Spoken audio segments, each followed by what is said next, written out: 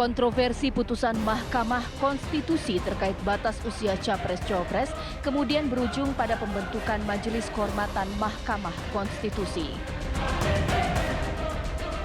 Tak butuh waktu lama, Majelis Kehormatan Mahkamah Konstitusi yang menerima laporan pelanggaran etik Hakim Konstitusi kemudian mengeluarkan sejumlah putusan.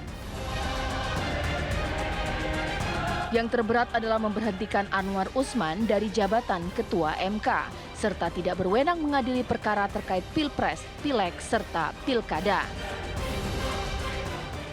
Memutuskan, menyatakan hakim terlapor terbukti melakukan pelanggaran berat terhadap kode etik dan perilaku hakim konstitusi sebagaimana tertuang dalam Sabta Karsa Utama, prinsip ketidakberpihakan, prinsip integritas, prinsip kecakapan dan kesetaraan, prinsip independensi, dan prinsip kepantasan dan kesopanan.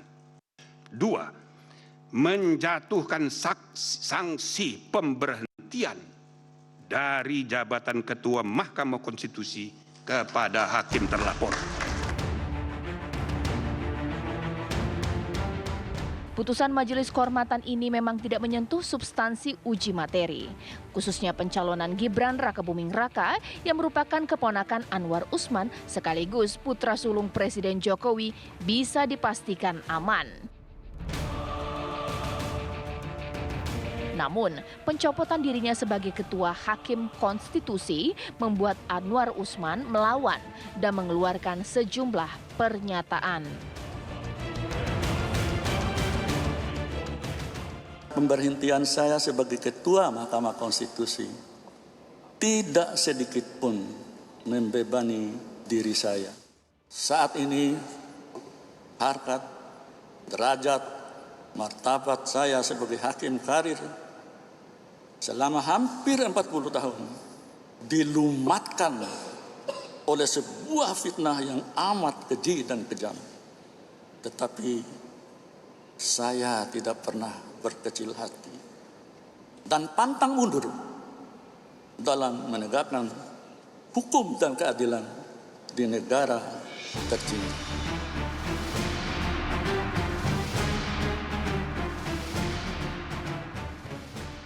Lantas, dengan pencopotan Anwar Usman sebagai Ketua MK serta putusan Majelis Kehormatan MK, ditanggapi Koalisi Indonesia Maju pengusung Prabowo Gibran serta bagaimana kubu Ganjar Pranowo Mahfud MD menyikapinya? Akankah pemberhentian Anwar Usman sebagai Ketua MK meredam gaduhnya kontestasi Pilpres 2024 mendatang?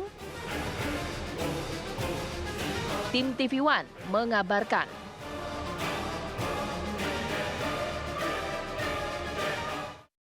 Sederhananya pencopotan Anwar Usman sebagai Ketua MK apakah meredam gaduhnya soal Pilpres 2024? Karena ada satu statement yang saya catat dari Mas Habib di sini bahwa seharusnya, ini menurut Mas Habib ya, Anwar Usman tidak diputus bersalah melanggar kode etik berat terkait dugaan konflik kepentingan. Mungkin Mas Abdul Qoir bisa menjawab ini dari perspektif hukum, seperti apa?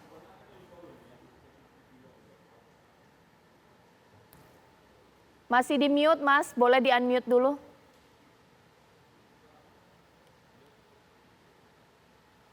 Ya silakan. Nggak ada. Ya, Mas Abdul Qoir masih belum terdengar dengan jelas nih. Atau mungkin jangan dipakai headsetnya, boleh? Halo. Oke, jelas. Mantap.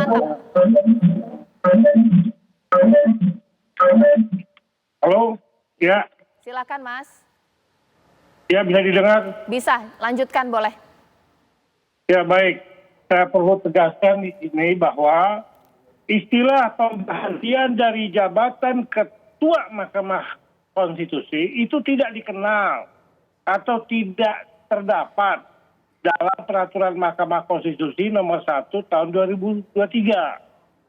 Begitu juga terlebih lagi dalam pasal 23 ayat 2 Undang-Undang nomor 7 tahun 2010 tentang perubahan ketiga atas Undang-Undang nomor 24 tahun 2003 tentang Mahkamah Konstitusi, tidak pula ada istilah pemberhentian dari jabatan Ketua Mahkamah Konstitusi.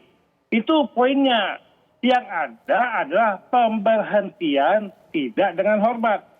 Nah, di sini menurut saya MK ini apa alasan rasio yuridisnya, rasio logisnya dengan menggunakan nomenklatur pemberhentian dari jabatan Ketua Mahkamah Konstitusi. Karena ini menimbulkan ketidakpastian hukum. Nah, ketika hal itu bias, tentu di sini sebagaimana yang disampaikan oleh Prof. Jimli di akhir pembacaan putusan, dia menyinggung terkait dengan upaya banding. Istilahnya itu jeruk makan jeruk. Nah, kalau begitu halnya, berdasarkan pasal 44 PMK nomor 1/2003, Hakim Konstitusi Inkaisu Anwar Usman dia berhak melakukan upaya pembelaan sebagai Hakim Konstitusi dalam sidang Majelis Kehormatan Banding dengan komposisi anggota Majelis Kehormatan yang berbeda dengan sebelumnya. Itu disebutkan di pasal 44 itu.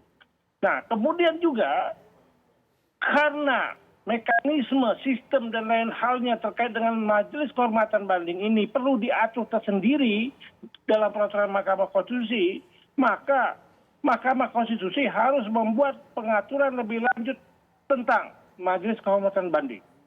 Nah, ini kan tidak ada kejelasan penggunaan penerapan pemberhentian dari jabatan Ketua Mahkamah Konstitusi itu. Jadi PMK nomor 1 itu dia tidak berdiri sendiri, Mbak. Dia harus mengacu kepada Undang-Undang nomor 7 tahun 2020. Itu banyak disebutkan itu. Hal-hal seseorang Hakim Konstitusi diberhentikan dengan tidak hormat.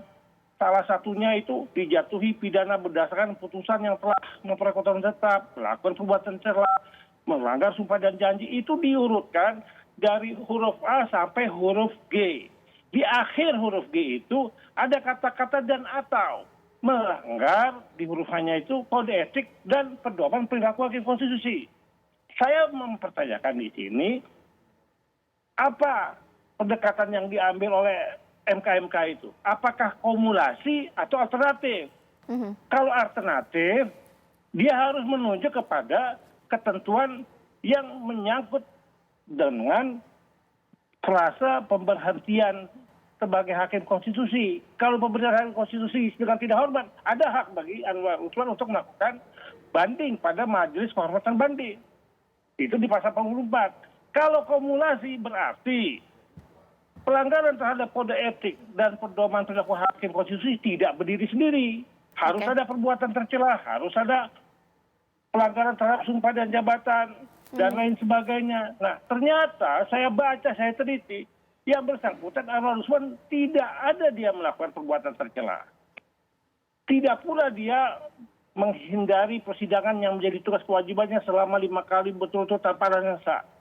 Tidak pula terbukti dia melanggar sumpah dan janji atau hal-hal lain yang bersifat tercela. Nah, tercela ini tentu seseorang yang dikatakan tercela itu dia melakukan satu perbuatan bertentangan dengan hukum agama, bertentangan dengan hukum adat, bertentangan dengan kebiasaan. Nah, ini tidak ada. Jadi kalau hanya terhadap melanggar kode etik dan pedoman Hakim Konstitusi kemudian yang bersangkutan diberhentikan dalam kedudukannya sebagai Ketua Mahkamah Konstitusi, ini menjadi problem terkait dengan hak yang bersangkutan untuk mengajukan kepada Majelis Mahkamah Banding. Itu hak yang bersangkutan. Yang bersangkutan itu memiliki hak untuk menyampaikan pembelaan pada Majelis Kehormatan Banding sebagaimana dimasukkan dalam pasal 44. Jadi tidak ada sesuatu hal yang menutup dia punya kewenangan untuk melakukan pembelaan. Itu diberikan hak itu.